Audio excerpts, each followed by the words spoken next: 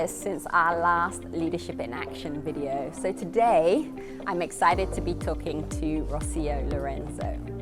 Rocio joined us just about 12 months ago as our Chief Customer Officer and is already making a massive difference.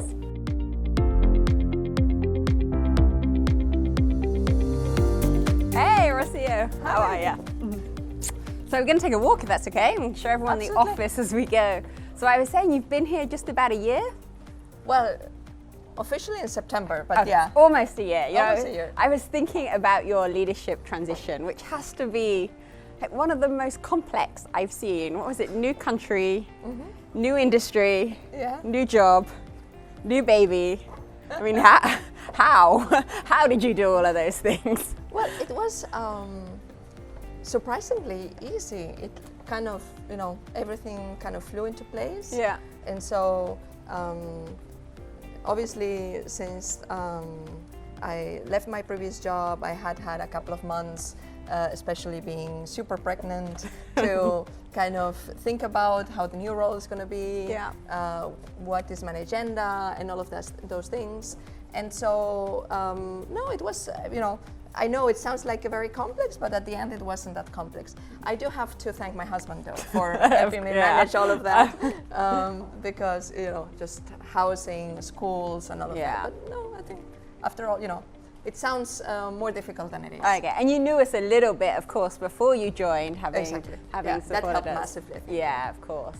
And so tell me, I know since being here, you've been out and about a ton actually. You've been to lots of markets, even though we were kind of still in the middle of COVID when you joined. Any surprises from the countries that you visited? I was going to ask you your favorite country, by the way, but I feel like that's saying who's your favorite child or something. Yeah, no, that's impossible. That's impossible. No, but it has been, a huge learning experience for me, just to appreciate the breadth and differences amongst country that maybe before I would have thought, oh, they are similar. And then when you are on the ground, when you get to know their people, their culture, they're just so different, right? Yeah. And so I think one of the reasons why I felt that I was able to kind of hit the ground running was just because I was able to go on the ground and get to meet the people, because that's at the end the most important thing. So I was super lucky to not needing to have done this in the middle of COVID or something. That would have been impossible. It was really great to meet people in person. So. Yeah, it makes a big difference. Now you introduced FAST, our customer promise. Yes. Can you maybe tell us a little bit about that and why that's important for us? Indeed. So, as you know, I've been pushing FAST a lot. The reason being, we kind of need to be very clear about what we want to give our customers, right? And I think FAST as of itself, being fair with our customers, giving them attractive offers, simple, transparent, having a seamless experience, and having trustworthy connectivity. I mean, everybody would have said that with kind of different wording probably, but it is just important that we have something that we all agree with, and that we're very clear on what we want to deliver for our customers. So we're just in the process of making it more tangible. So now we have what we call the FAST killers, which are our experience killers, so the things that we do wrong for our customers. So we're exactly in that process of making it not just a headline, but making it really tangible and actionable for our operations, which is at the end the most important thing. Yeah, perfect. And what about churn? This is a priority metric for us. How can we improve here? As you would probably say, you're better than anyone else by coming together. Yeah. I think the complex thing about churn is that we all are part of it, whether it's finance on the collection side, whether it's the commercial side, to where do they sell to which type of customers, whether it's the people on the retention center, whether it's any of our frontline agents talking to our customers. So everybody, actually there's nobody in the company that doesn't contribute to churn or to loyalty, to put it positively. So this is why it's important that we have now those programs that we put in place where all of the functions are involved in each and every country to really make a difference. And as you say, right, it's such a core metric that we're really looking very closely into it. Yeah, and you have brought a tremendous amount of customer focus. Maybe I'm going to ask you a question, and maybe you'll allow me to ask you it again in like a couple of years or something. So, on a scale of 1 to 10, 10 being, you know, incredible, 1 being obviously clearly not so good, where would you rate us? I would say middle of the pack. Okay.